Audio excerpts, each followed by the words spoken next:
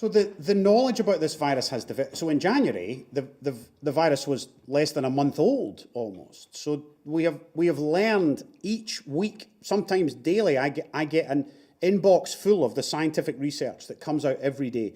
It's enormously difficult to investigate a new virus that is this young, 5 months old. We now know that asymptomatic carriage is a challenge, and people do shed some virus, but nothing like as much as when they have symptoms.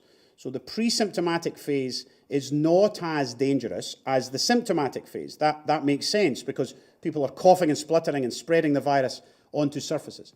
Let's remember, though, that even when we were ultra cautious in that period because we didn't understand the virus, there were very clear instructions to receiving institutions from the sending institution to not have communal activities, to isolate patients, to look after them, and so that the spread would be contained, because this is an enormously infectious virus, and we were concerned about that.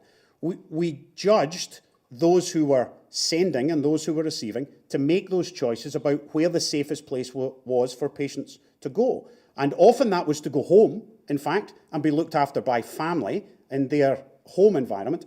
And sometimes it was to return home to a care home, and sometimes it was to go newly to a care home, perfectly appropriately, between the clinical team at one end and the clinical team at the other.